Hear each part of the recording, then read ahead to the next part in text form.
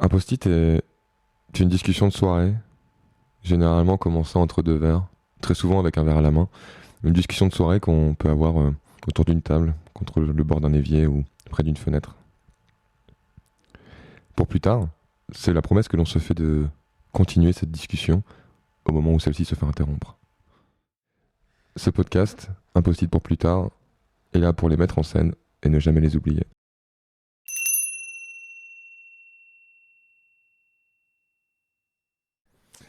Pourquoi tu fais...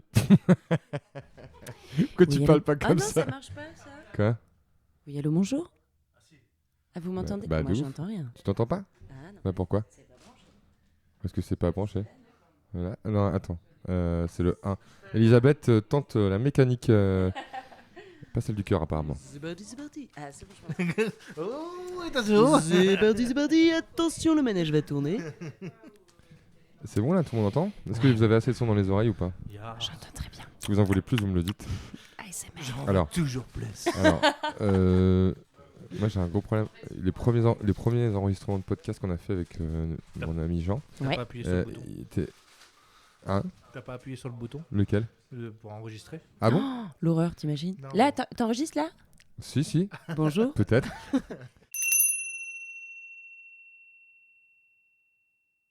On va être obligé de faire une caresse au micro, les gars. ASMR. Non, on Ah, va ça s'arrêter me là. dégoûte. On va s'arrêter là. Parce que vous avez déjà 10 minutes d'enregistrement d'ASMR, je pense que ça suffira pour l'instant. Mais il faudra à peu près 350 minutes. Oui, Laura. Sinon, je peux vous faire un tutoriel. Des ciseaux? C'est cutting and pulling away. Je les regarde en anglais, en fait, des fois. Ah ouais, Comme ça, je me fais l'anglais. C'est facile. Et c'est you're just pulling away. C'est bon ça. Et en fait, c'est les nanas, elles font des trucs un peu reiki comme ça, tu vois. Et donc, c'est un peu sur cut the energy, you know, the wrong energy. Et du coup, après, elles sont là. And you're just cutting and you're pulling away. Pulling, je sais plus, bref. Ça me fait trop rire. C'est marrant parce que négative, quoi. je pense que vraiment l'ASMR ça m'intéresse pas du tout. Mais par contre Me vraiment, voir faire ça, c'est trop là, c'en est presque excitant. Mais on va s'arrêter là. Parce que Ceci est une autre histoire la soirée dérape. de ma vie. Mais tu vois, ça c'était très gênant parce que quand je. Puis on s'arrêtera là sur l'ASMR, mais j'avais fait des recherches sur YouTube, je tapais ASMR et je suis tombée sur un truc très Ah oui. gênant. Mais moi, j'ai Ah adoré. non, mais une nana, mais qui était en petite culotte sous Ah ouais. et qui commence à nous faire des frottements sur son corps. You like it? J'ai eu la même. Regardez ça en travaillant. J'ai eu la même et j'ai supprimé mon historique en mode oh mon dieu. Est-ce que j'étais en navigation privée? C'est ça. Ah non. Je me suis posé la question et du coup Robin, Tim, qu'est-ce que vous... C'est pour Qu'est-ce que vous faites sur détendre, YouTube? hein, mais... Je suis tombée sur une nana effectivement avec les bruits de son corps mais elle était nue, bah ça doit être... Ouais, ça doit être la même. Hein. Et les pubs sur YouTube maintenant, c'est tu aimes les petites culottes. Celui-là. Big Brother. On retrouve Cindy au 06 37. Ça y est, c'est comment rigolo. vas-tu? Avec la petite bulle qui s'affiche là. Aparté, ça sent le four chaud mais il n'y a pas de pizza dedans. Ah, merci Elisabeth de t'être proposée en te levant. Est-ce que tu veux bien mettre les pizzas s'il te plaît dans le four? Merci. Merci Elisabeth.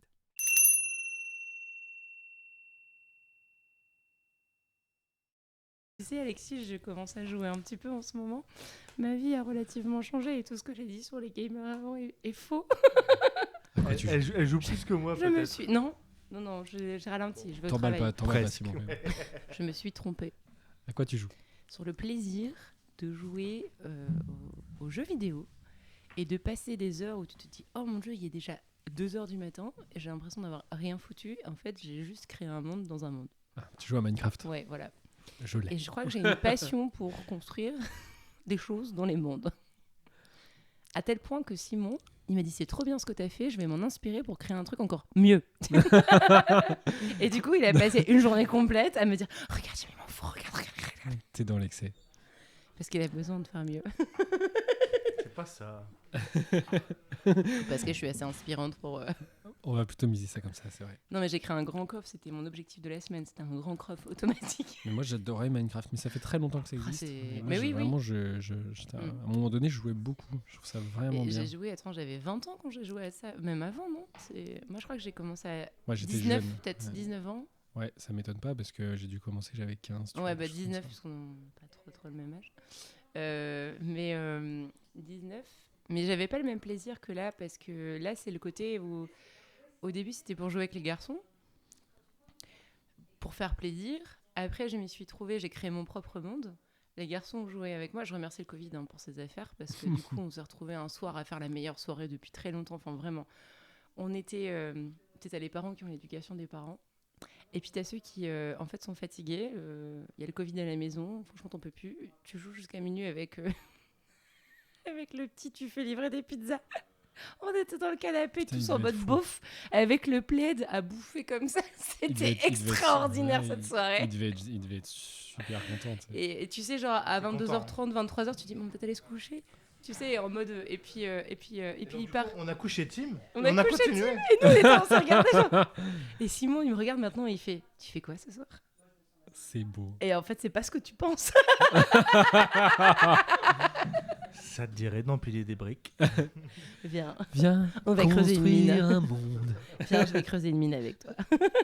C'est beau. Mais moi, j'en avais gardé des très bons souvenirs. Ça fait un moment que j'ai pas joué, mais j'en avais gardé des très bons souvenirs. Et je trouve qu'il y a vraiment ce truc de... En fait, parce que c'est des recettes, quand même. Ouais. Donc, tu as vraiment une recette de construction. Mm. C'est super réfléchi. Et à un moment donné, je regardais, comme tu regardes les Domino Day, moi, je regardais les mecs qui font des trucs incroyables sur Minecraft. Pareil. Et genre, les mecs qui font Poudlard, les mecs qui font... C'est impressionnant. C'est Moi, impressionnant. ça me sidère. Et je me souviens que j'avais essayé de reproduire n'importe quoi, mais dès que je faisais déjà une maison, j'étais content. Donc, c'est super dur. Le monde du possible là-dedans, c'est un peu comme dans le jeu de rôle pour moi. Tu sais, c'est tout est possible. Il n'y a pas de hésitation, il n'y a pas d'erreur parce que la fin dernière, j'étais pas satisfaite de ce que j'avais produit. J'avais quand même passé, je crois, 10 heures sur le truc. Et en fait, j'ai tout supprimé à coup de, tu vois, de pioche. Et j'ai tout refait et j'étais satisfaite parce que j'avais pas le sentiment de t'as pas bien fait. Tu vois, c'était vraiment, en fait, tout est possible et il y a pas d'erreur possible en fait. Et ça, moi, j'adore. Le monde ouvert me plaît beaucoup. Et ouais, construire des choses et voir comment ça marche, essayer de comprendre derrière quel truc qui fait quoi, du coup, ça va faire quoi concrètement, si je veux ça, comment je dois faire. En plus, tu le découvres complètement, c'est-à-dire que tu l'as pas... Non, il n'y a aucune notice. Ouais, Ouais. il y a des tutos. Moi, je Ouais, mais regardais, je veux dire, dans le. Non, dans le jeu. Dans le jeu, t'as c'est- aucun tuto. Enfin, Non. t'es plongé dans le truc et tu te débrouilles, quoi. Et je trouve ça excellent. Là, j'ai passé un cap, c'est de trouver comment fonctionne le jeu. Tu sais, que les araignées, elles peuvent pas spawn sur des Ah trucs oui. où il y a trois. Elles ont Ah, 23 places pour spawner. Minimum, ouais. Les squelettes et les zombies, ils ont besoin de 2 blocs de hauteur. Par contre, si tu mets un bloc et demi de hauteur, ça peut faire spawn que les creepers. Enfin, tu vois. Donc du coup, c'est comprendre comment le jeu, enfin le logiciel, du coup, fonctionne pour pouvoir après essayer d'en tirer les meilleurs bénéfices, en fait, tu sais. Et il y a ce côté-là aussi que j'aime beaucoup. C'est le côté un peu ressources. À partir du moment où je me suis rendu compte que j'avais besoin, par exemple, de bois, mais que j'avais pas de forêt dans le jeu, bah, du coup, comment créer ma forêt pour que ça pousse automatiquement et que du coup, je peux construire des coffres. Et du coup, j'étais trop faite. Enfin, quand j'ai compris comment ça se passait, et explorer, j'aime bien un peu. En fait, je me rends compte qu'en ce moment, je suis plus dans la construction d'un truc, d'un empire, quoi. Enfin, je me délire un truc toute seule avec des chemins et tout. J'ai l'impression de jouer aux Sims. Ça me rappelle les Sims, tu vois, où je construisais juste la maison, le reste, ça me... Et je serais curieux de voir, en vrai. Parce que du coup, ça fait longtemps que je l'ai pas vu. Je serais curieux de voir. viens de jouer. À quoi ça ressemble. On peut faire une soirée Minecraft. Ouais. Ah ouais, Tu sais ce qui se passe, c'est que j'ai accepté un truc que j'aurais pas accepté il y a quelques mois, si tu te souviens des échanges qu'on a eus.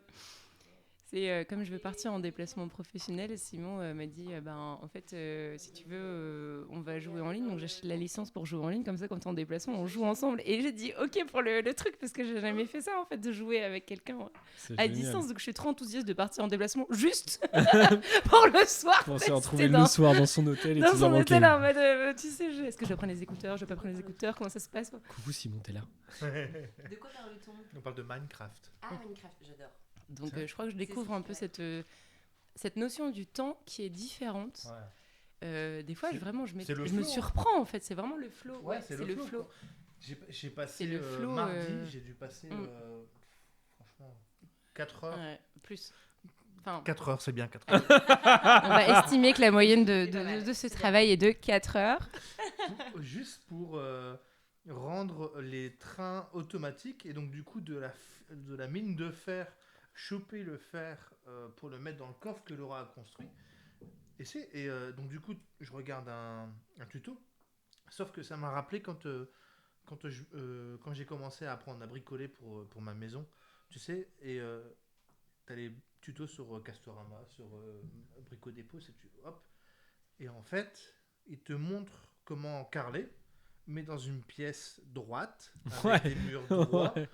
sans seuil de porte, sans le radiateur. Tu sais, tu regardes le truc, tu dis, oh putain, c'est facile. Mais sauf qu'en fait, tu commences à mettre c'est tout comme ils disent, et en fait, ton mur il est pas droit, donc c'est putain, comment je vais faire pour récupérer le truc. Donc, ça, et c'était un peu pareil, c'est ce côté, ok, il y a un mode, enfin voilà, je peux m'inspirer de ce que font les autres, et en même temps, je vais devoir me démerder tout seul. Parce que ça marche pas comme la vidéo en fait. Et donc j'ai passé énormément de temps à essayer de comprendre, tiens, ça marche pas, pourquoi ça marche pas. Et donc pour ceux qui veulent construire sur Minecraft un train automatique, il faut pas mettre un entonnoir en dessous du wagon, il faut mettre un coffre. Voilà, c'était le problème qu'il y avait. Les tutos de Simon, bonsoir. Ah, mais Simon. Les astuces de vous Simon. allez économiser 4 heures. 4 heures. Et Minecraft sera encore plus dense avec vous. Et du coup, vous jouez tous les trois à Minecraft. Toi, tu joues beaucoup à Minecraft. Là maintenant, j'ai découvert une passion pour le jeu, c'est ce que j'expliquais tantôt. Ah. Parce que tu comprends à force de voir pendant 1 an, 2 ans un joueur à la maison et je me dis mais je comprends pas en fait ce J'avoue, qui se on a- passe. ouais. Je ne comprends pas ce qui se Ouais, passe. ouais. Limite je critique, limite ça m'a mis dans des émotions diverses et variées. Et là, j'ai découvert donc Minecraft que je connaissais déjà avant pour jouer avec les enfants et en fait je me suis pris Au jeu, à ouais. construire des trucs en mode c'était très drôle parce que j'avais un sentiment d'inversé où une fois on a joué avec Simon et il me dit ça sera ça et en fait j'ai réussi à répondre à toutes ces questions. Il posait plein de trucs, tu vois, genre je me demande à quoi ça mais ça sert à ça et tu sais, je répondais en mode tac au tac en fait. Et là je me dis ah ouais, et là J'ai il y a des eu compétences on s'est regardé genre il s'est passé quelque chose dans cette maison. Ok, je suis une gameuse. Ouais, C'est ça. J'ai ma licence. si tu as une question Non, à me je- poser. Pas sur encore Minecraft. sur certains jeux mais sur celui-là je Bienvenue, vous êtes sur les celui-là, tutos de Laura. Pensez à appuyer sur le petit pouce bleu en bas de la vidéo et laisser un J'y ai commentaire. pensé parce qu'en fait, il y a un petit problème avec les tutoriels, les gars, s'il vous plaît, si vous m'entendez dans ce podcast. Franchement, c'est un métier d'écrire des tutos. Vous êtes très bons sur Minecraft et franchement, je vous salue parce que moi, je sais pas faire ce que vous faites. Par contre, ce qui est important, c'est un sommaire et y aller pas à pas et lister le matériel avant parce que quand tu démarres dans une construction et que tu ne sais pas où tu vas, tu dois construire après 5 heures de putain de ferme et de mine et franchement, t'arrives pas à trouver ta putain d'émeraude et tu sais pas même faire ton truc. Juste, premièrement, vous mettez prérequis, mine, fer, machin, tu t'as la liste. Ok, ça c'est bon, vous pouvez y aller. Ensuite, vous avez besoin de 54 pièces de... Il faut se structurer, tu vois. Bah, il faut Dire le roi Merlin fait ça pour... ils te disent combien de trucs tu dois acheter pour mettre ta maison. Mais ils oublient de préciser qu'il faut une pièce carrée avec des murs droits.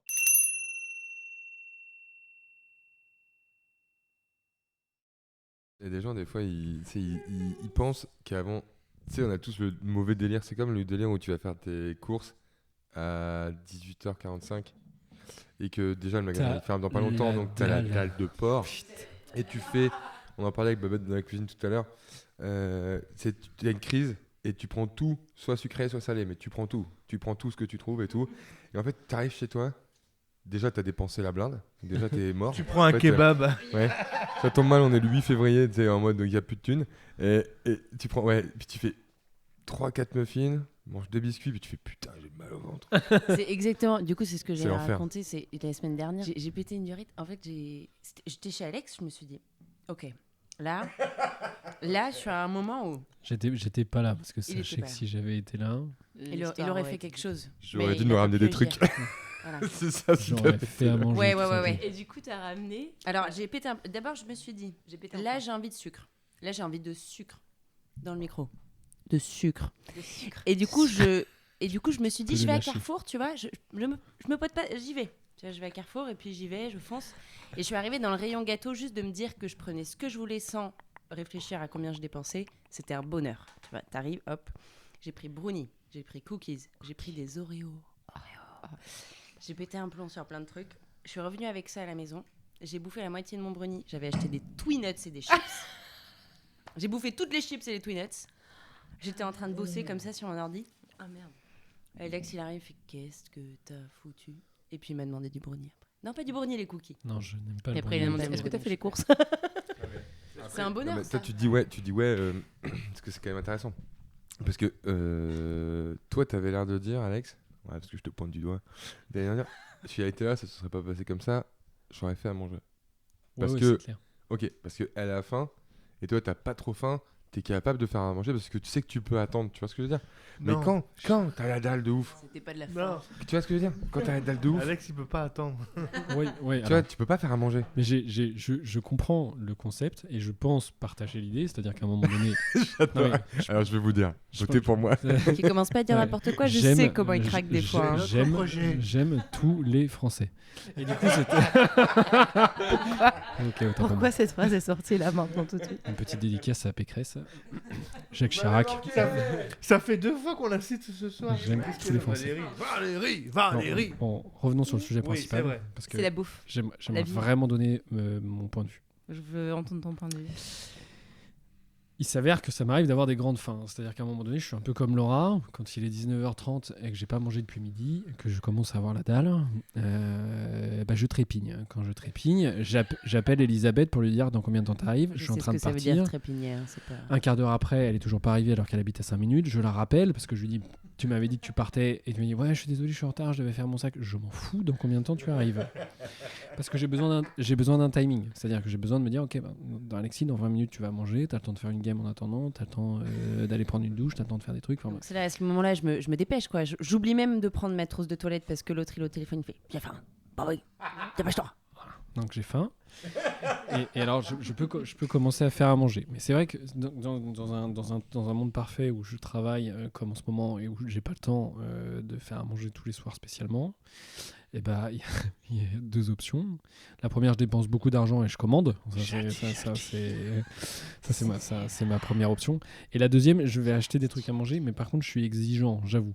Donc, je ne vais pas manger des brownies sucrés qu'elle achète en barquette qui restent collés au fond du truc en carton. Ça me dégoûte, vraiment, ça me donne envie de gerber. Par contre... Ça m'en fait plus. T'aimes pas les papilles brossards? Les brossards, t'aimes pas? J'ai du mal. va. Alors, mais dans le genre, les 4 quarts par exemple, pur beurre, breton, machin, j'adore. Ça, c'est super bon. Parce que voilà. Et je vais manger ce que j'ai ramené ce soir, c'est-à-dire des chips au vinaigre. Bien, pas au vinaigre d'ailleurs, sûrement, mais c'est la bien base. bonnes quand même. D'accord. Donc, il y a une espèce de contradiction entre l'idée réelle du projet, c'est-à-dire manger vite, faim, bien, et manger un truc correct. et puis à un moment donné, on est tous des humains, voilà. Bref.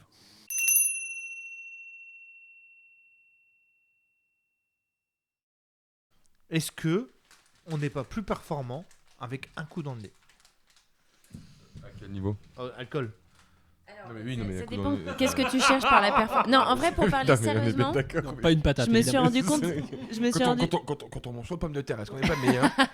Non. Non, mais si c'est une question sérieuse, on se rend compte qu'avec, tu vois, avec un verre d'alcool, ça dépend quelles compétences tu veux développer. Mais si tu prends un peu d'alcool, pour ceux qui sont timides ou qui se sentent pas à l'aise en société, et ben t'es plus à l'aise pour déployer un peu, voilà, Donc ta là, façon là, d'être. on va ton- faire le remake du film Drunk.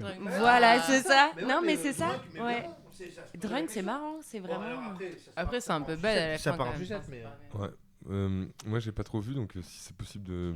Alors- On ne spoil pas. Faites une critique à la joueur du grenier, c'est-à-dire à partir de 10,23 minutes, ça devient la version spoil. Mais là, on peut y aller jusqu'à 10,23.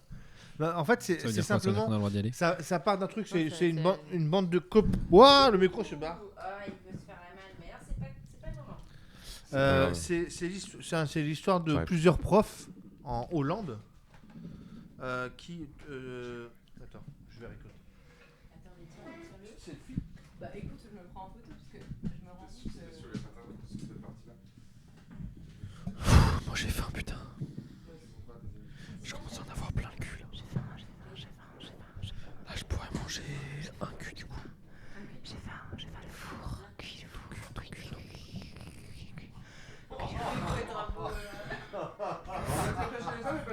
Hey, Elisabeth, bonsoir. On enregistre tout. Donc, Simon était en train de Ouais, raconter drunk. quelque chose d'intéressant. This is Ouais, drunk. pour I'm une a fois. junk, I'm a junk. Ah, non, non, C'est non, non, non. peut-être nous qui vous Ça, donnons trop. tu la vois la chanson là? En fait, comme on est. Junk. Non, Allez, vas-y, t'es bon. Ton déhanché, yaya bébé. Déhanché, bébé, drunk. I'm a junk. ok. Ça me rappelle le Ça nouvel an. permettra d'éviter qu'on tire dessus quand même. Ça Bon. me rappelle le nouvel an. Donc, drunk, tu veux Ah savoir ouais. Ah ouais, ouais. Alors, drunk. On en reparlera, mais ah ouais. Un jour, je voudrais en reparler avec toi. C'est 2020 et Mads Mikkelsen. Ouais. C'est le papa, quoi. Incroyable. De toute façon, de base, Non, mais ce mec-là, si la un, série Hannibal. Moi, si un jour vous avez l'idée de non. faire un mauvais film, invitez Ah, Mads si. Mikkelsen. Il est Pardon, les deux extraordinaire premières dedans. saisons sont... Ce mec-là, il me fait flipper. Il a rien besoin de faire. C'est Rogue One qui m'a. Qui fout là, lui C'est quoi ton film avec lui? Moi, tous les films qu'il a fait, j'adore. Hein. Sauf Hannibal. Ah ouais. Je suis désolé, en fait, j'ai essayé de le regarder après. Je regardais Détective machin là. True Detective. True Detective. La première saison. Ah ouais, mec. Ah mais incroyable, incroyable, Une dinguerie. incroyable. Et Deuxième derrière, saison moins bien, j'ai moins aimé. ouais, troisième bien. Ouais. Après, je me dis, vas-y, j'enchaîne avec Moi j'ai Hannibal. Ouais, avec Minier. Putain, j'ai pas réussi, mec. Je te Ah ouais. jure. Ah non, moi, J'ai adoré. tout donné, je n'ai pas réussi à Ah, rentrer dedans. Quoi. La série Hannibal, moi j'ai adoré. Hein. Mais je pense que c'est un enchaînement de trucs qui a fait que c'était pas le moment pour moi. Ah ouais, parce que là, moi je l'ai trouvé extra. Et dans le rôle de Hannibal, je le trouve. Il joue bien quoi qu'il arrive tout le temps. Donc en même temps, ok, Sauf Rogue One. je l'ai pas vu. Ne regarde pas. Très bien. Donc tu veux ça? Non, tu veux pas savoir en fait. Il pose la question, mais après il se va. C'est incroyable. Il s'en fout. Il s'en fout. Donc en fait, Drunk. Drunk. C'est une bande de profs, en Hollande, dont un qui est un peu dépressif, clairement. Ouais. Et en fait, il y en a un qui sort une théorie, c'est le prof de philo qui sort une théorie d'un chercheur qui dit que le taux normal dans que 0,5 g d'alcool dans le sang, ça permet d'être au meilleur de son potentiel. Et donc du coup, cette bande de copains là dans le lycée de profs, ils vont au bout de ils décident de créer une expérience scientifique autour de ça. Et donc du coup, ils commencent leur journée de cours avec en buvant assez d'alcool pour être à 0,5 g d'alcool dans le sang tout le temps, toute la journée. Et donc du coup, ça devient des trucs. Effectivement, le gars qui était un peu tristoun, qui était enfermé dans sa routine de prof, etc. Il trouve des méthodes pédagogiques qui sortent de l'ordinaire. Il se réinvestit dans son travail. Il a un peu plus d'aplomb. Il a un peu plus. Il sort de sa coquille, quoi. Et donc du coup, il y a beaucoup de points positifs. Et le premier constat, c'est ah ouais, c'est cool. Et Si au on final, augmentait la dose. comment? Si on augmentait la dose. Ouais. Et après, on augmente la dose. Et là, on tombe dans un truc un peu moins cool sur ça. Mais donc du coup, il y a ce côté-là quand même sur... personnellement, j'aime cette sensation là dans laquelle je suis actuellement, où j'ai bu deux pintes de... Donc on est à plus de 0,5. Hein, mais 2 pintes de picombière. Merci pour le record. Ouais, et en fait, je me sens bien, tu sais. Et je me sens connecté aux autres. Je me sens c'est un peu ouvert, carrément ouvert en fait.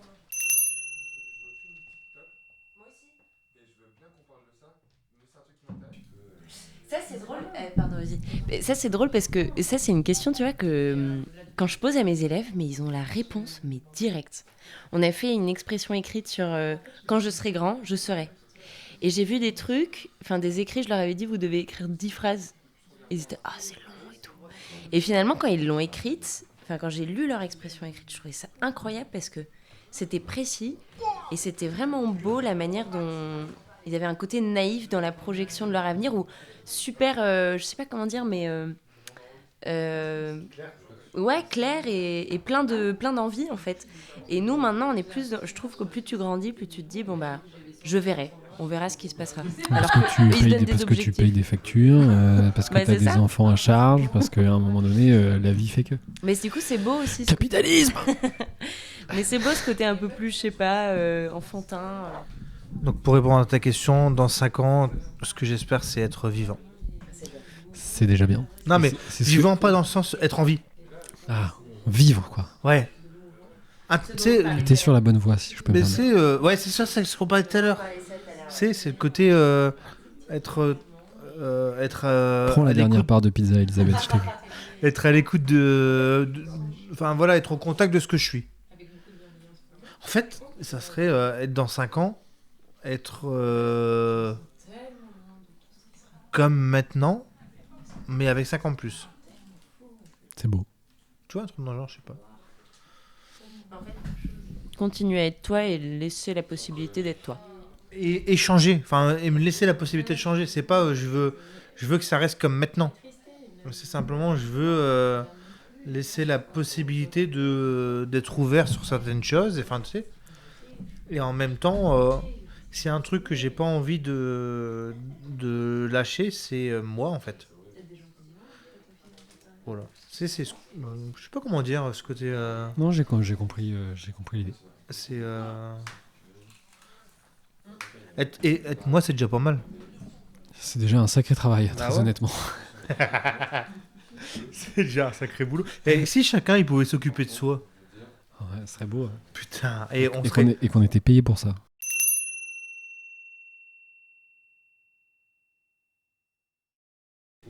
Et toi, tu seras où dans 5 ans? Tu feras quoi? Tu seras quoi?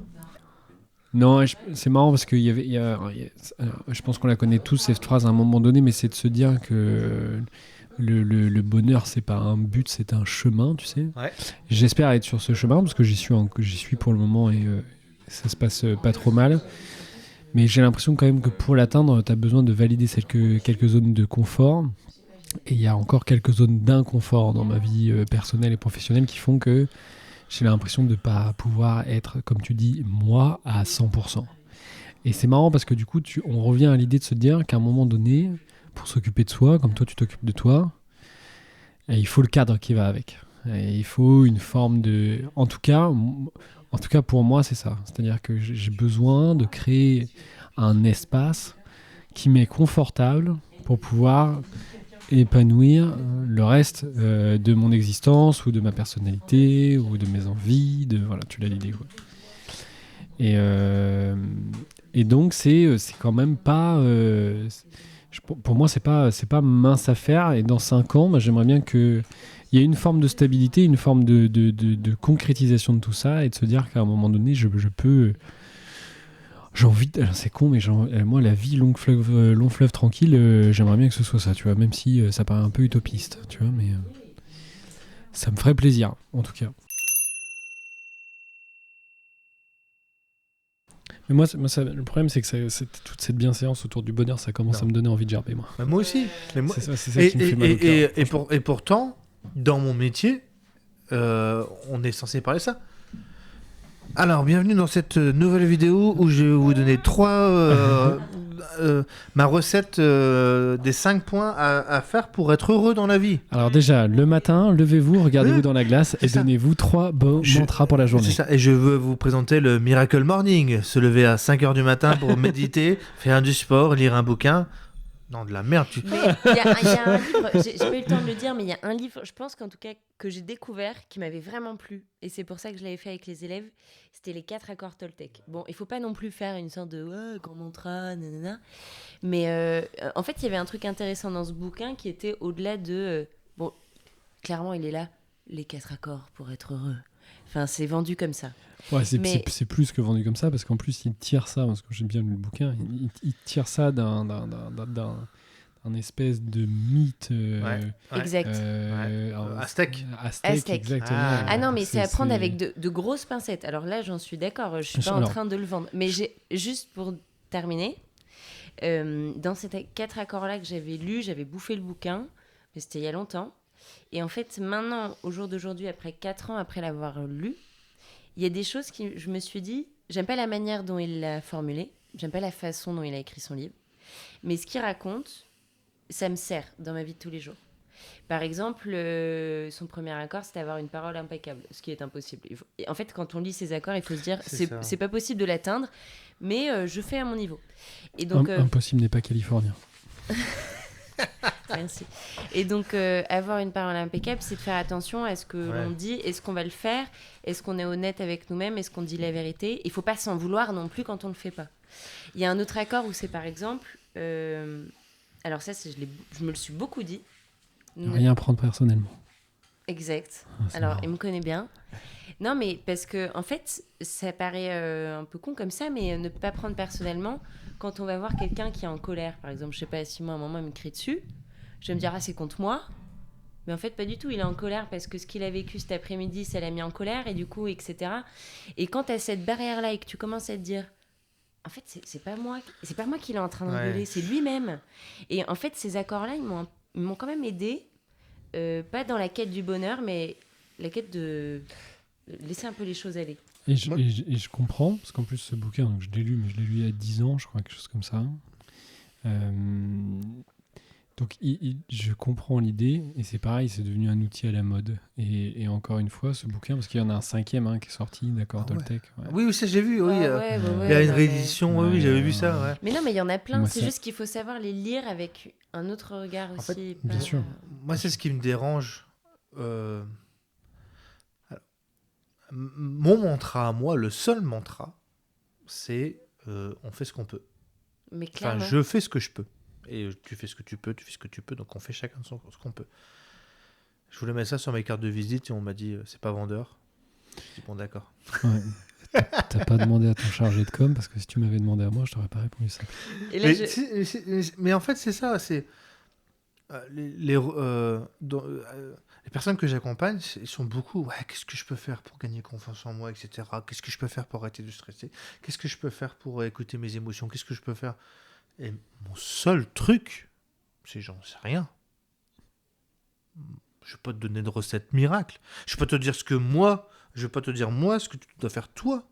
C'est pas comme ça. C'est pas.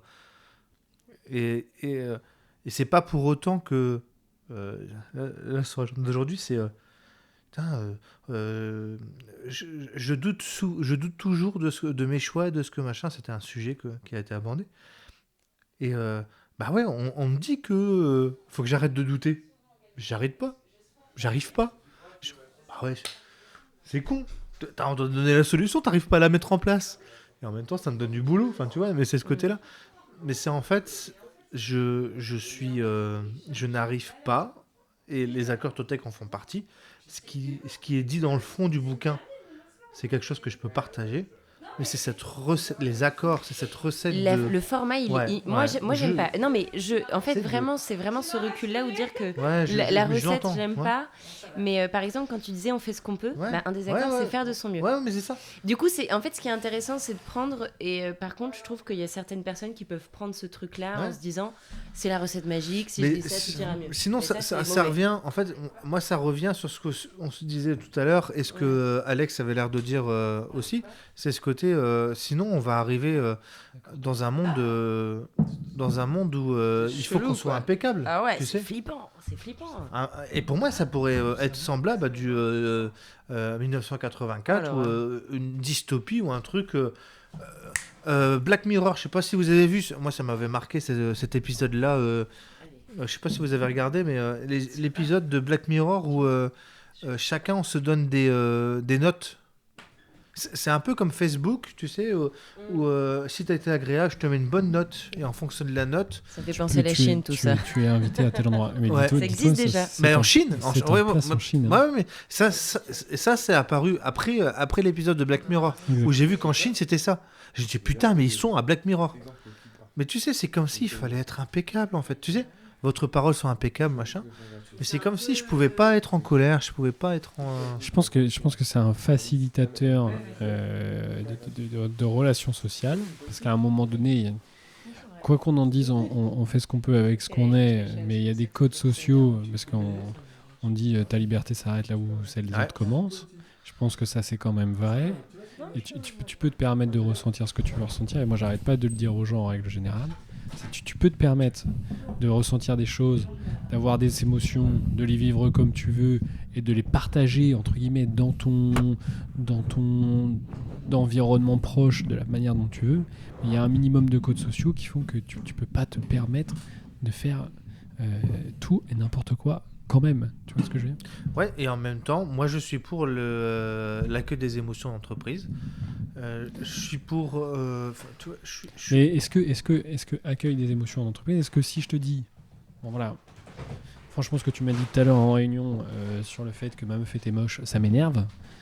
Est-ce que c'est mieux dit comme ça, ou est-ce que je pète un câble en réunion et je lui balance le carnet dans la gueule? Tu vois ce que je veux dire? Ouais, mais ça, mais encore une fois, tu fais ce que tu peux.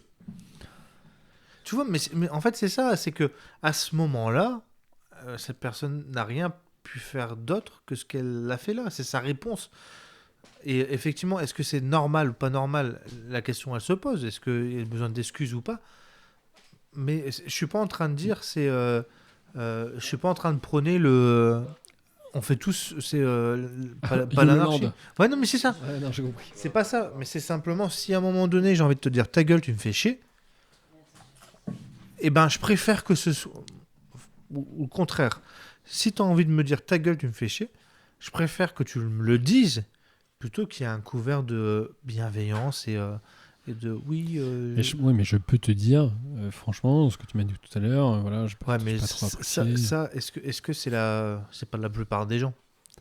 Non. Voilà. Bien sûr. Enfin, toi et moi, je pense qu'on a déjà cette réflexion sur nous-mêmes, etc. Quand, bah voilà, c'est pas moi, c'est la situation, c'est pas. Quand tu me dis ta gueule, c'est pas forcément à moi que tu parles, etc. Mais ça, c'est parce qu'on en a conscience. Mais c'est pas tout le monde le cas. Et donc, du coup, c'est aussi comment je peux favoriser quand même un échange. Moi, je préfère que ce soit dit de toutes les manières plutôt que ce soit bloqué en fait.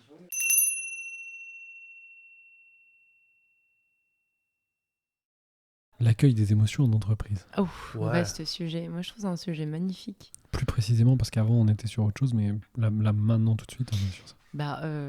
Moi, je trouve ça magnifique parce que c'est quelque chose qui est difficile, parce qu'il y a beaucoup de représentations dans l'entreprise. On joue à un jeu et il y a beaucoup de la représentation archaïque de je travaille donc je suis. C'est un peu, selon moi, archaïque. Et du coup, je pense que cette représentation, elle est belle parce que tout le monde joue tout le temps, en fait, avec nos émotions au travail, notamment, mais aussi ailleurs. Je trouve qu'au travail, effectivement, c'est difficile de mettre des mots sur ses émotions et d'en parler parce que c'est un sujet qui reste encore, je dirais pas tabou, mais qui est encore fermé parce qu'on en a peur des émotions. Parce qu'on segmente, ouais, beaucoup. Parce qu'on segmente vie privée, vie pro. C'est clair. Et en fait, je trouve ça beau parce qu'au fond, quand on regarde bien avec curiosité, je me rends compte dans ma pratique professionnelle où j'accompagne des gens justement à s'exprimer dans des formations, donc dans des cadres précis, sécurisés. En fait, les gens ont envie et besoin de s'exprimer, c'est juste qu'ils ne savent pas comment faire pour interagir au mieux avec les personnes avec lesquelles ils interagissent, et aussi comment ne pas se sentir coupable ou condamné à un moment donné d'avoir exprimé une émotion, un désaccord, une colère, parce que c'est des émotions souvent qui ressortent, en tout cas la colère peut être très, à force d'accumuler plein de points, tu vas être en colère en réunion. Et moi j'ai remarqué, en tout cas dans le cas dans lequel j'exerce mon boulot là, c'est magnifique. Je suis très émue de voir les gens qui s'essayent dans des cadres sécurisés, donc hors professionnel, temps de formation pro, mais temps de formation, à se dire en fait j'aimerais tellement dire ça à mon boss, ou j'aimerais tellement dire ça à mon collègue, ou j'aimerais tellement me dire ça à moi. Et du coup, je pense qu'il y a une volonté, en tout cas chez les gens que je rencontre, peut-être pas humaine, mais j'aimerais que ce soit humain, mais de se questionner. Et moi j'ai de l'espoir. Enfin, en fait, le monde y bouge, donc j'ai de l'espoir sur les émotions en fait en entreprise. Je pense que le sujet est déjà là. C'est juste qu'il est, il est pas encore nommé concrètement. Il fait encore peur le mot émotion. Le nombre de personnes qu'on va mettre sur des formations émotion. Est-ce qu'à un, C'est moment donné, il n'y a pas un espèce de lien entre si on est émotionnel, on est moins productif? C'est ça, je pense qu'il y a une question de stress. J'ai rencontré des endroits où les émotions étaient liées au stress, ce qui est un facteur, puisque dans le stress, on a la peur. Mais c'est pas totalement vrai, en fait. C'est aussi, il y a l'émotion peut être primitive de la peur. Et du coup, c'est juste qu'on associe quelqu'un de sensible à quelqu'un d'émotionnel, et donc de quelqu'un qui va réagir. Et pour moi, c'est une croyance qu'il faut casser, en fait, tu vois. J'anime des formations autour des émotions, et je me rends compte que les gens qui viennent aux formations, souvent, ont été préconisés par leur manager parce que, soi-disant, elles ont un problème avec la gestion du stress et de l'émotion. Et à l'issue de quelques jours de formation, quand les personnes ont un peu appris ce que c'était qu'une émotion, parce qu'en fait, on ne sait pas ce que c'est une émotion. C'est quelque chose de mouvant qui nous met en mouvement, et ça, on l'oublie. N'importe quelle émotion qu'on vit en soi, ça dure quelques secondes, et c'est juste un mouvement vers une action. Donc si on réagit, c'est une action. Enfin, on se défend, en fait. Enfin, qu'importe ce que c'est. Et du coup, quand j'apprends un peu aux personnes ce que c'est les émotions, les différentes formes, etc., elles ressortent de là en mode, en fait, j'ai juste appris sur moi, et je suis normale. Et ça me touche de me dire, les gens, ils se sentent normaux, dans le sens ils sont humains, vivants, parce qu'ils réagissent. Et moi, ça m'émeut particulièrement en parlant de ça, parce que en entreprise, je pense que c'est là, c'est juste qu'on n'ose pas se le dire. Un manager qui essaie de mettre des objectifs d'une certaine manière envers son équipe, ressent sûrement des émotions à l'intérieur de lui, et des besoins. Derrière une émotion, il y a un besoin de performance, un besoin de réussir, un besoin de succès, un besoin de ne pas rater, de ne pas avoir d'erreur, sinon son objectif à lui ne va pas être atteint. Et tu vois, quand tu découpes tout ça, je me dis, en fait, il y a déjà de l'émotion, au fond. Parce qu'un besoin, derrière une émotion, il y a un besoin pour pouvoir prendre soin de ton émotion, c'est un besoin à prendre soin, en tout cas à identifier dans un premier temps. Déjà, c'est difficile. Et ensuite, tu vois, donc je me dis, derrière tout ce qu'on reçoit en entreprise, au fond, c'est des besoins qui sont difficilement exprimés, en fait, au lieu de dire, en fait, c'est simple, si on arrive à atteindre 5% de chiffre d'affaires, ça permettrait à l'entreprise ça, certes, mais au-delà de l'entreprise, du prisme de l'entreprise en tant que manager, moi, ça m'aiderait à ça. Et toi, en tant que collaborateur, tu vois, l'échelle, elle n'est pas au même degré. Donc, je pense que quand les gens, j'aime pas généraliser, mais les personnes auront cette conscience que ce qu'elles vivent toutes, c'est des émotions qui répondent à des besoins. Si tu as peur de ne pas réussir tes objectifs que ton N+6 il a donné, et que tu es manager, et qu'en plus tu dois accompagner une équipe de 15 personnes vers des gros objectifs, peut-être que ton style managériel va être d'imposer parce que voilà, il va y avoir un effet qui se coule. Et c'est une manière de faire. Comme une autre, ça pourrait être plus flex, plus ouvert. Il y a plein de manières. Et pour moi, les émotions sont déjà dans l'entreprise. C'est juste qu'elles ne sont pas nommées. Et je pense qu'elle est là, la subtilité, pour moi, c'est mon point de vue. Et je m'amuse à regarder comment je fonctionne dans l'entreprise, parce que je joue aussi, j'ai des émotions, et j'ai aussi des travers et des besoins de reconnaissance, et comme tout le monde. Et je m'amuse à regarder un peu avec mon œil comment réagissent mes collègues, mon manager, mes N+2. Et je m'amuse aussi, je me trompe sûrement, c'est ma perception du monde. je me dis, ça tombe, c'est ça, c'est pour ça qu'ils font ça. Mais je me trompe sûrement parce que c'est ma perception du monde et que si je confrontais avec eux, discuter avec eux de leur perception du monde, peut-être que j'aurais vraiment la vérité de se dire comme je me suis trompée. C'est juste cet échange de perception, à mon avis, qui doit être importante. Si j'ai réagi de telle manière, c'est parce qu'il s'est passé ça, et c'est une perception du monde. On a une perception des choses. Si on n'a pas été habitué à côtoyer nos émotions, si on était bridé, je pense que forcément, il est plus difficile de les émettre publiquement, tandis que si on a eu cette habitude, on peut être plus à l'aise. Je pense que c'est vraiment une histoire de... J'ai envie de dire de jonglage, c'est quelque chose de vivant. Là, quand je te parle, j'ai de l'émotion. Il se passe des choses dans mon corps. Enfin, je sais pas toi, moi, il se passe des choses là. Il se passe... j'ai des frissons, je te parle avec le cœur, je le sens, ça résonne. J'ai appris à... Et j'apprends encore. Ah, c'est pas fini, tu vois. C'est toute ma vie, jusqu'à ma mort, je vais apprendre à... Parce que j'ai choisi ce chemin, si je me permets du terme. Et j'adore, du coup, avec cette chance que j'ai, un peu en transmetteur, tu sais, en échange avec les gens avec qui je travaille. Si j'ai conscience de ça, je leur partage. C'est pas la vérité vraie, au final, c'est ma vérité. Et peut-être que les gens avec qui je vais partager, que quand je leur parle, j'ai de l'émotion, etc. Ça leur fera rien aujourd'hui, c'est pas grave, ça leur fera peut-être quelque chose dans demain. Et si ça leur fait rien, c'est pas grave. Je trouve qu'il y a un... Faut lâcher prise sur l'émotion aussi. On en a tous depuis qu'on est petit. Je suis plutôt d'accord avec ça, évidemment. Ça paraît... On se connaît un petit peu, ça paraît normal.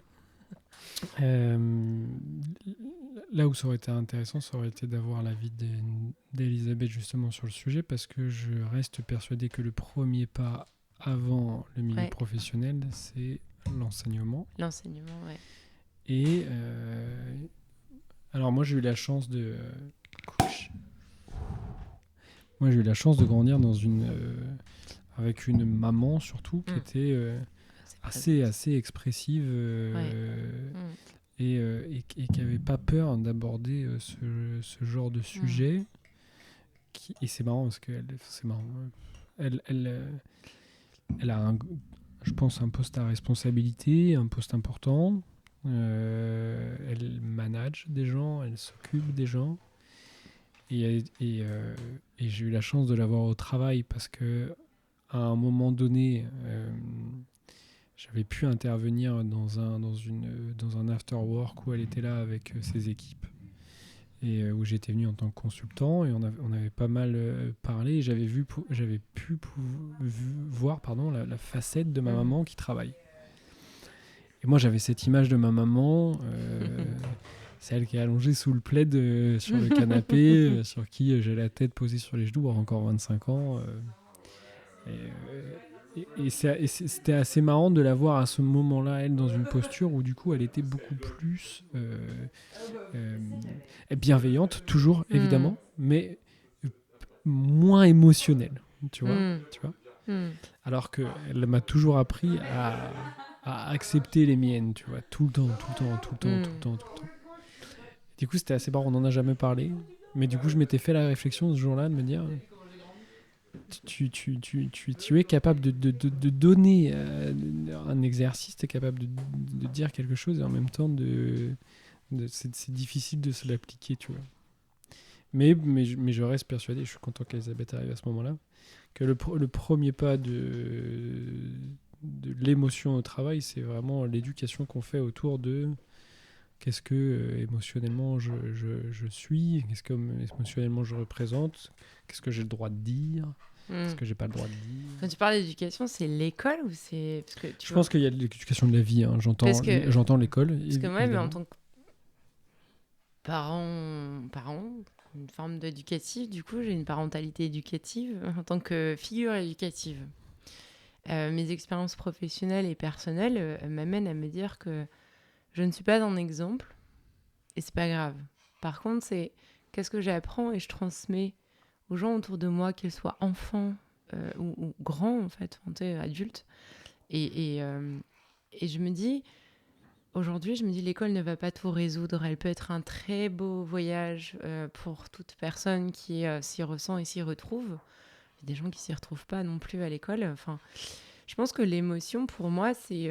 j'aimerais transmettre dans un monde idéal aux enfants, aux gens que j'entoure, ce que j'apprends de ces émotions comme on en parle là. En voyage, peut-être que je me trompe, peut-être que je me trompe pas. Enfin, c'est un voyage que je rencontre. Et j'aimerais transmettre cette possibilité de dire, ce que tu vis, c'est OK, c'est vivant déjà, bravo. T'es en train de vivre plein de trucs. C'est cool. Comment ensuite, comment tu peux trouver des solutions, toi, pour vivre mieux, ça se dit pas, mais bien avec toi-même, et quelles expériences moi j'ai rencontrées que je peux te partager, mais qui sont que mes expériences propres. Et il n'y a pas de réponse bonne ou mauvaise par rapport au langage de l'émotion. Je pense que c'est propre à chacun par son histoire depuis qu'il est né. Moi, je suis plutôt ésotérique sur le truc. Et du coup, je me dis, il y a la part éducative, certes, peut-être professorale, des personnes qui accompagnent les enfants à l'école, qui sont profs, même après à l'université. Tu vois, et aussi même les parents, en fait. Mais les parents dans le sens... avant d'être parent, t'es un être humain, en fait. T'es un être humain qui a galéré, qui a vécu, qui a eu des emmerdes, des embrouilles. Qui a été enfant. Qui a été enfant, en fait. Dans mon message, je suis pas très revendicateur. Il y a certains aspects sur lesquels je suis un petit peu mais sinon je suis relativement tolérant, je pense. Mais je suis pas en train de dire que l'école doit parler des émotions ou doit, faire un cours qui s'appellera comment on vit ses émotions, tu vois. Je suis pas sûr que c'est ce dont j'ai envie. Ouais. Et encore une fois, je suis pas le mieux pour en parler à cette table. Mais je pense que par contre, il faut avoir l'opportunité d'en parler, de s'écouter, d'un moment donné avoir un espèce d'espace, en tout cas qui soit peut-être plus nommé, parce que franchement l'assistante sociale de mon collège, j'en avais rien à foutre. Et j'aimerais bien avoir un espèce de vrai espace, quoi, un endroit où que ce soit peut-être un accompagnement, parce que la philosophie c'est pas de la psychologie, et donc peut-être, je sais pas, un espace en tout cas peut-être plus nommé, peut-être plus dédié, peut-être mais voilà, pas un cours, mais ça a été dans les cours, il y a des cours, il y a des cours dans les pays nordiques, il y a des cours sur les émotions et l'empathie auprès des jeunes enfants, mais il y a aussi des cours autour du massage, par exemple. Enfin, tu vois, c'est assez intéressant. Il y a des cours où on a enseigné le massage crânien aux autres enfants. Donc, tu as des classes de CM1, C'est qui le prof? CM1. Non, mais en fait, c'est des classes de primaire qui ont enseigné aux enfants dans un rituel d'école, avant de commencer l'école.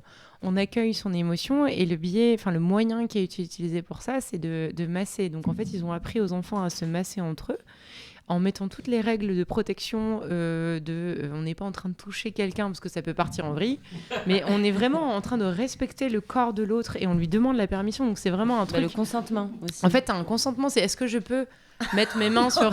Attends, je pars un truc tout sérieux et vous êtes en train de vous baiser limite derrière les mecs. En fait, moi je trouve ça hyper touchant de me dire qu'il y a des profs qui font ça en classe et puis eux ils sont en train de se... Bref. Ouais, super. Tout de suite. Non, mais quand tu... Et je trouve ça, enfin juste pour terminer, je trouve ça touchant de me dire qu'il y a des enseignants, donc des personnes qui ont décidé de transmettre quelque chose, parce que c'est le choix pour moi d'un enseignant, tu transmets quelque chose, de se dire, en fait tous les matins je commence ma classe avec un rituel, qui est un rituel où déjà on parle de consentement. Est-ce que tu es à 9 ans dans l'acceptation de toucher, enfin tu demandes à ton camarade, est-ce que je peux toucher tes cheveux aujourd'hui? Tu sais, c'est aujourd'hui, c'est-à-dire ce matin, tout de suite maintenant. Et ils ont appris à faire des massages crâniens et des petits massages sur le dos pour que les enfants en fait sont en état de méditation et de relaxation. Et exactement comme tu es en train de faire. Et en fait, les enfants, ça a été prouvé que c'est vraiment une étude scientifique qui a été menée où en fait, t'as la moitié des enfants qui étaient beaucoup plus relaxés par la vie scolaire. Et je pense que il y a plein de moyens d'accéder à ce qu'on ressent en fait. Tu vois, t'arrives stressé pour plein de raisons à l'école ou joyeux, ou parce qu'il y a la joie aussi. Et du coup, tu te recentres et tu te concentres là où ton objet est d'aujourd'hui de te concentrer à l'école ou je sais pas quoi. Enfin bref, je pense que... je suis complètement d'accord avec toi. Je finirai prof là-dedans, je le sais. Vas-y, tu sais quoi ? Vas-y, fonce. Je sais. C'est mon rêve de gamin. Ben, c'est ça. J'ai pas encore mais assouvi. tu sais quoi, vas-y. Hein. Genre...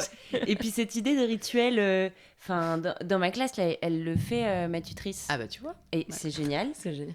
Alors, c'est pas des massages, mais c'est dans l'idée de vraiment, tu vois, se recentrer sur son corps. Et on fait du brain gym tous les matins. Ah trop bien. Genre. Tu vois ce que Ouais. c'est? Donc, en fait, on fait du brain gym. Et il y a aussi ce truc, donc là, je peux pas expliquer sur le micro, mais tu touches tes doigts. Et en fait, ça, c'est pour se déstresser. Voilà, réguler ton stress. On va refaire de l'ASMR, c'est bon. Non, mais... Si Non. vous voyez pas la scène, ils sont en train de mettre leurs mains vers leur sexe. Voilà, merci Comme ça, vous beaucoup savez les tout garçons, maintenant. ça fait plaisir. Le débat est très instructif. Déstressé. Et en fait, par contre, j'ai remarqué, en enlevant le côté merci, Visuel de la chose. c'est que pendant les évaluations, tu vois, des élèves, et j'en ai qui sont en grosse difficulté scolaire, et une qui est particulièrement timide, qui se retrouve devant son évaluation en train de toucher ses doigts comme ça, avant de commencer son évaluation. Quand tu vois ça, c'est touchant. Tu te dis que ça a un impact. Et quand tu parlais justement, est-ce qu'il faut un enseignement des émotions? Je pense pas, c'est quelque chose qui est à vivre. Je suis d'accord. Le truc, c'est que on les vit pas à l'école. En France, on les vit pas. On laisse pas... J'ai pas dit à vivre, j'ai dit un espace peut-être plus Pour, dédié, ok, un espace d'accord. peut-être plus plus nommé. consacré aux émotions. Ce qui n'est pas forcément donné à l'école actuellement. Et c'est pour ça que... Quand j'ai fait mon stage cette année, je me suis dit, je vais leur donner un espace, mais du coup, ça va être un temps de cours. Parce que dans la classe, on n'en a pas. On n'a pas cet espace-là, si tu parles d'un espace vraiment concret. Je ne peux pas leur donner, alors que moi, j'aimerais bien mettre un coin, par exemple, un temps où tu peux te mettre dans ce coin, tu as une boîte à émotions, et il y a plein de choses qui sont possibles. Mais du coup, de leur donner au moins le temps de cours pour parler de leurs émotions, leur expliquer à quoi servent les émotions, en quoi la colère, ça te permet de savoir quels sont tes engagements, ce que tu as envie de défendre, comment la tristesse peuvent être des choses qui...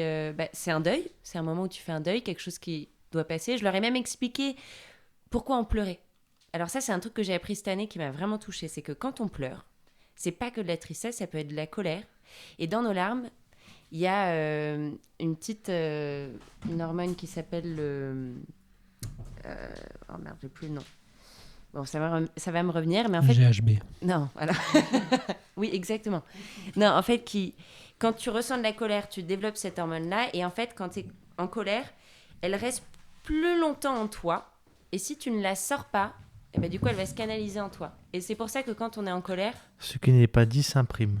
Exactement. Ce qui n'est pas dit s'imprime. Donc la colère, elle s'imprime, alors que la joie, l'hormone que tu dégages, elle est plus rapidement, elle s'envole plus rapidement, alors que la colère, non. Et donc, les larmes, elles vident, mais littéralement, scientifiquement, elles vident un petit peu ces hormones-là, elles te permettent d'être moins en colère. Donc, je leur ai dit, si vous pleurez, que vous êtes en colère, c'est pour faire sortir ces hormones-là et c'est pour vous sentir mieux. Donc, c'est pour aussi dire aux garçons, allez-y, puisque j'ai des gamins dans ma classe qui veulent pas pleurer. C'est pas le cortisol, la colère? Ouais, je crois que c'est ça. il y a le Cortisol, stress, c'est ça. C'est le stress Cortisol. quand t'es stressé, donc... Le stress aussi, c'est Et- ça. Ouais. Les pleurs sont aussi une façon d'appeler à l'aide, en fait. Ouais. En disant, je pleure, c'est une émotion, la tristesse notamment, c'est une émotion sociale, parce que du coup, les pleurs vont produire chez les gens qui sont autour de moi, vont déclencher l'empathie. Mhm. Et donc du coup, si jamais je pleure, si jamais je vois quelqu'un que j'apprécie qui est en train de pleurer, j'aurais plus envie d'aller à sa rencontre pour la réconforter, pour essayer d'être présent avec elle, etc. Et accueillir ce qu'elle a à traverser.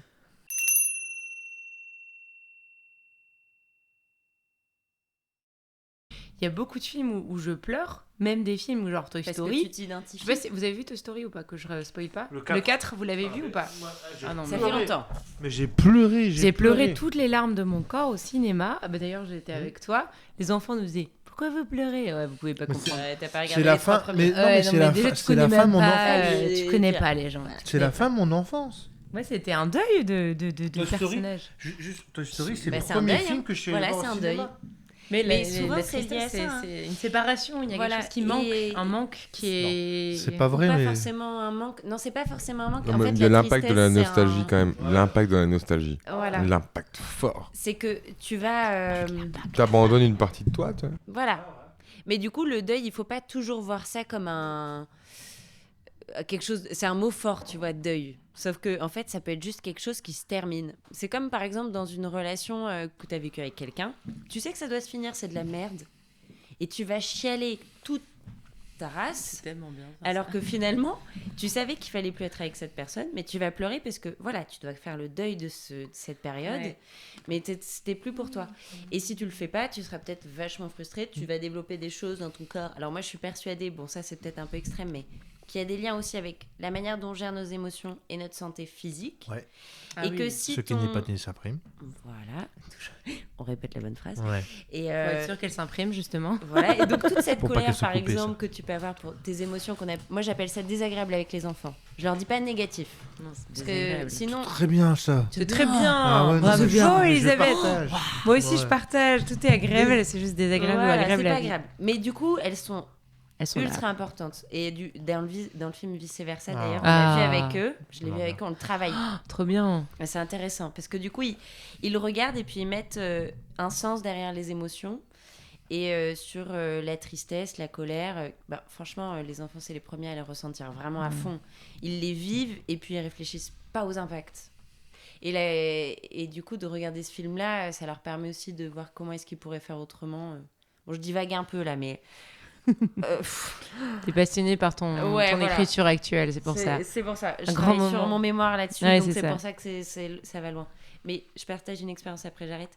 C'est un gamin, quand on a fait un cours sur les émotions, en essayant de chercher le sens de la colère. Un gamin très violent.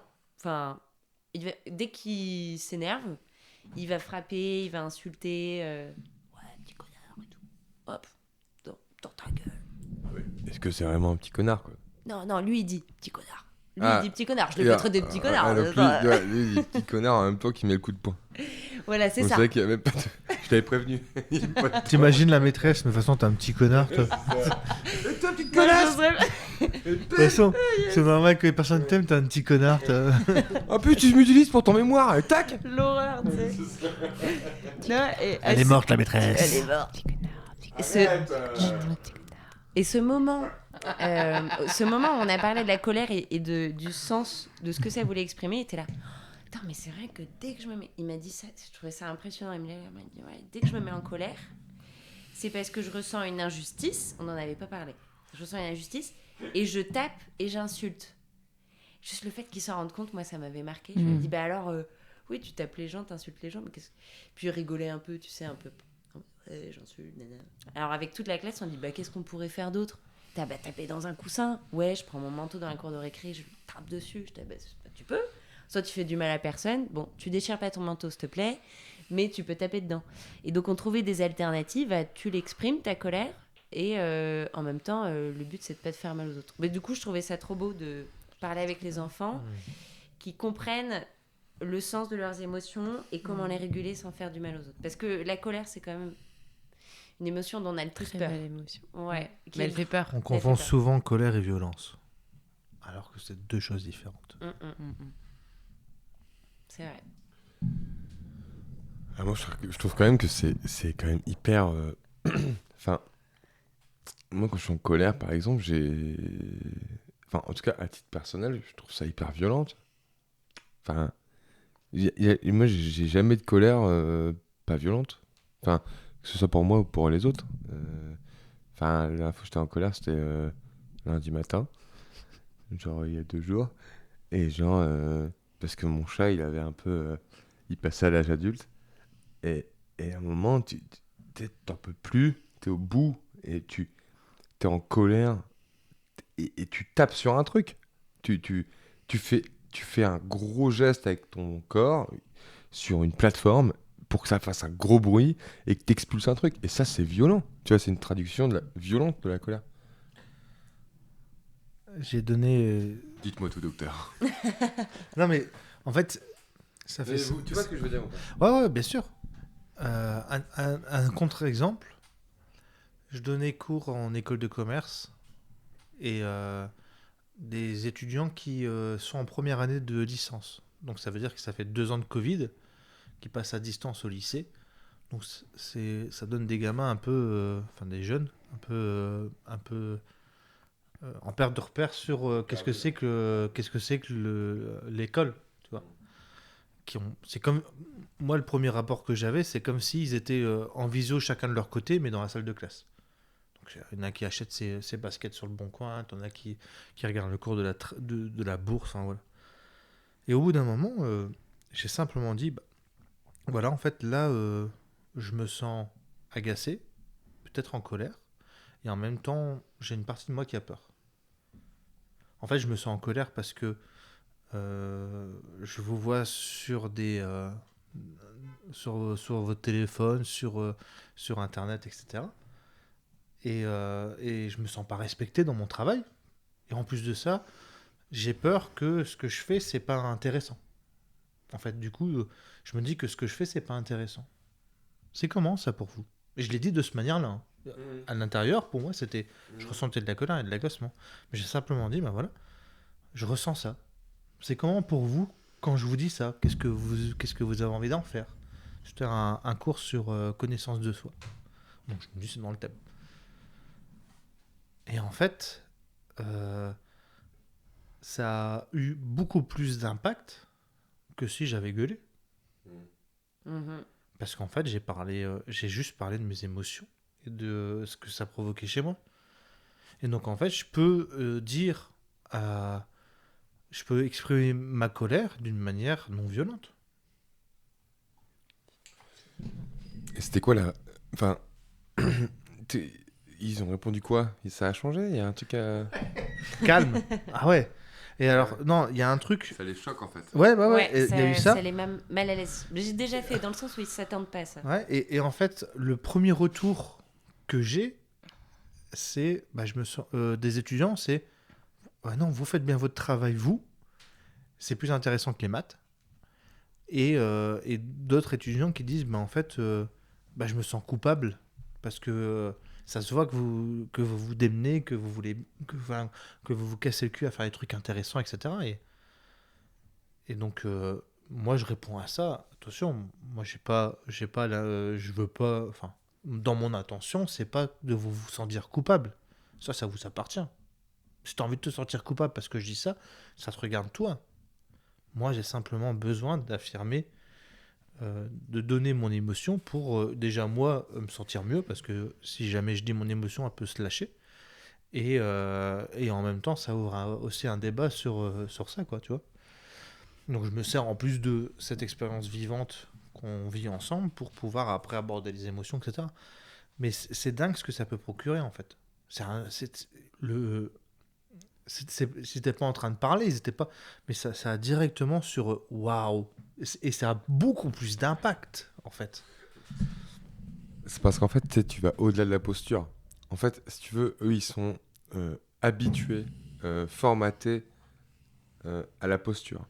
Enfin, je dis ça parce que dans mon travail scolaire, j'ai toujours pensé, même si je ne l'ai pas toujours fait, que gueuler, enfin crier ou être dans le reproche de la situation, elle est comme ça parce que c'est ta faute et tu ne l'acceptes pas, ça n'avait aucun intérêt.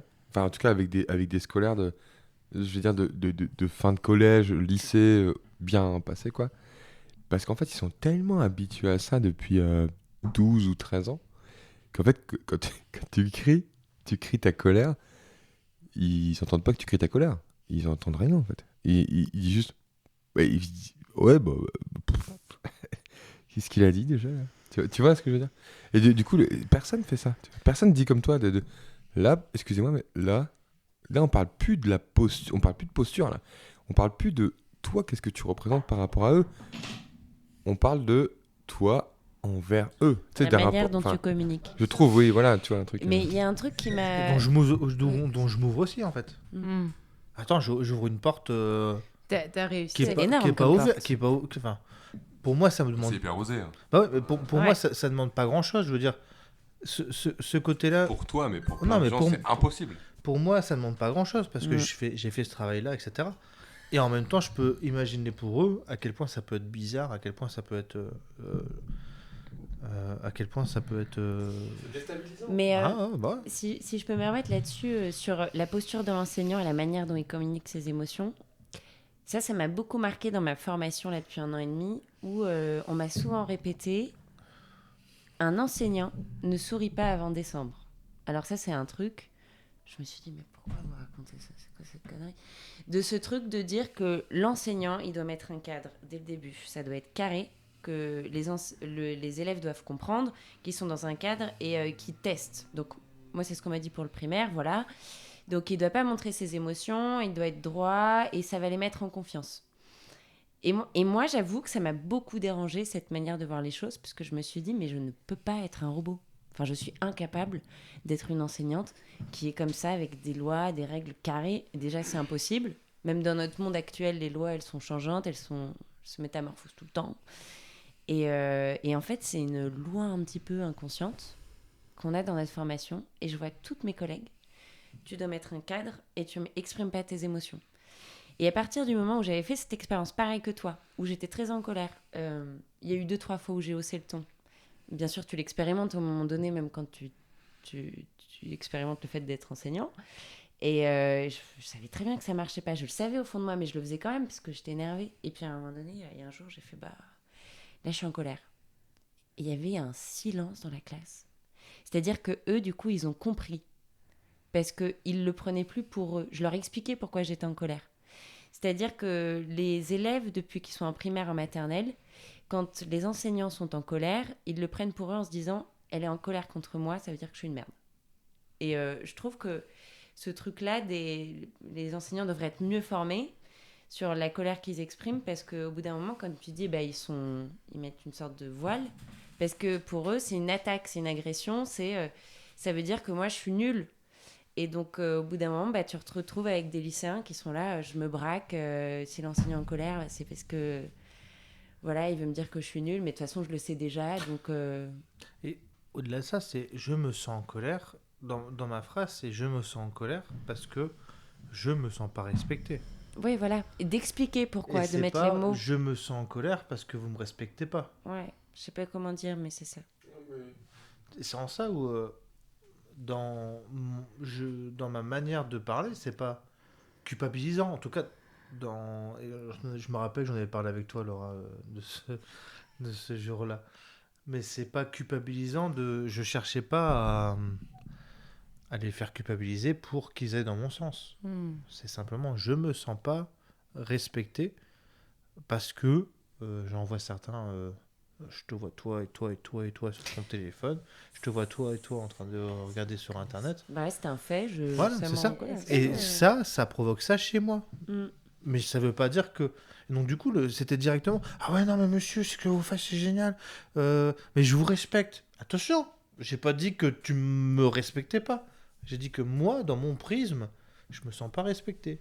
Et en même temps, il y a une partie de moi qui a peur parce que si tu es sur ton téléphone, je me dis que c'est parce que mon cours est pas intéressant. Donc du coup, je me remets en question. Ça y est, est-ce que je suis un vieux con? Est-ce que... Enfin, tu vois, et donc... le fait de livrer ça et de me livrer dans ma fragilité, parce que ça pourrait être une forme dans ma vulnérabilité plutôt que fragilité, mais dans ce que ça procure chez moi, etc. Pour moi, c'est en plus d'être bénéfique pour moi, parce que du coup, ça me permet de verbaliser mes émotions, je me dis que ça peut être aussi modélisant, en fait, tu sais. On revient sur Drunk. Ah ouais, c'est clair. Moi, je vais faire une pause perso, mais Vas-y. peut-être une petite pause aussi. Petite pause bière. Allez, moi, pause. je trouve que la colère est une des plus belles émotions.